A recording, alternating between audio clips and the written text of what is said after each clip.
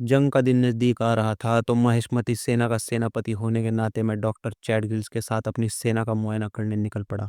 Doctor Chad gills ने एक helmet हाथ में और एक सर पर लगा रखा था। सिक्योरिटी का इतना कड़ा पैमाना देख मुझे खुद पर शर्म आ गई और मैंने राह चलते एक व्यक्ति से उसका कवच मांग लिया। दुश्मनों ने अपनी सीमा पर ब्लैक होल तकनीक तैनात कर रखी थी, जिसका इस्तेमाल कर हम 2 किलोमीटर का सफर 4 सेकंड में ही तय कर गए।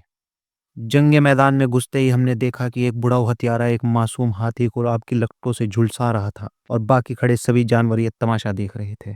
माहिष्मती सेना का मोर्चा संभालने जब हम पहुंचे तो हमारा स्वागत 21 तोपों की सलामी से किया गया। मोर्चे पर सैनिक बैरिकेड तैनात कर रहे थे।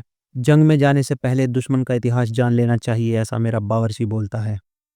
तो मैं दुश्मन का संविधान पढ़ने लगा। सैनिकों ने दुश्मन के टैंक के टायर पंक्चर करने के लिए नोकीले विस्फोटक भी बिछा दिए थे। मोर्चा संभालने के बाद हम पहुंचे दुबई की राजधानी मेरठ, जहां मेरठ की मशहूर बिरयानी मिल रही थी। बिरयानी सिर्फ मेरठ का वीजा दिखाने पर ही मिल रही थी। अंदर जाकर देखा तो एक व्यक्ति सभी अधिकारियों को चकमा दे 85 चम्मच प्रति मिनट के हिसाब से बिरयानी पेल रहा था। मोर्चा संभालने की प्रक्रिया के दौरान हमारी मुलाकात कंबोडिया के गुरु उस्ताद मोहम्मद किलियन एम्बापे से हुई। हम अपनी सेना के काफिले के लिए पहिया लेने चक्का मार्केट चले गए। चक्का मार्केट के बाहर चक्का जाम हो गया था क्योंकि अग्नि सुरक्षा दल के एक ट्रक की शादी पानी की टंकी के साथ तय हो गई थी। शादी में दुनिया भर के सेनानी आए हुए थे और सेनानियों के बीच एक शातिर चोर बारात का सारा खाना ले भागा।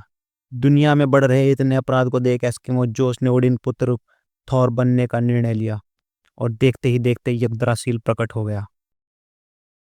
ओडिन पुत्र थॉर का जज्बा देख मेरे अंदर का सेनानी जाग गया और मैंने भी जंगे मैदान में हथियार उठा लिए। हथियार उठाकर हम दुश्मन के इलाके की ओर बढ़ ही रहे थे कि इंटरपोल से खबर आई कि आगे ऋतिक रोशन की फिल्म वॉर 2 की शूटिंग चल रही थी। हम जब वहां पहुंचे तो शूटिंग में मारे गए सैनिकों की बीवियों की चूड़ियां पड़ी थी। तहकीकात करने पर मालूम पड़ा कि शूटिंग करने वाले बड़ी बड़ी पतंगों पर बैठ फरार हो चुके थे और ग्राउंड जीरो पर खड़ा उनका एक नेविगेटर उनकी मदद कर रहा था। थोड़ा टाइम और बकैती काटने के बाद मुझे महिष्मती सेनापति होने का कर्तव्य याद आया तो मैं सिलाई मशीन से बन रहे सैनिकों के कवच की जांच करने लगा। शाम ढलते ही ओडिन पुत्र थॉर को उनकी मम्मी का कॉल आया तो अपनी बाइफ्रॉस्टी पर बैठ वहां से फरार हो गए। लेकिन इतने में डॉक्टर चैड ग्रिल्स की नजर सामने सड़क पर लक्ष्मी चाट भंडार पर पड़ी तो उन्होंने कॉल कर ओडिन पुत्र थॉर को वापस बुलाया। चाट भंडार की सिक्योरिटी इतनी टाइट थी कि बिना पासपोर्ट एंट्री भी नहीं मिल रही थी। चाट भंडार के अंदर हमें under cover raw agent tiger मिला, जिसने चाट की चटनी में हमें दुश्मन की सारी इन्फॉर्मेशन चटा दी। चाट खत्म होने पर जब हमने टाइगर से कहा कि पैसा नहीं है तो बड़ी ही मीठी मुस्कान के साथ उसने माँ बहन की गाली देना शुरू कर दिया।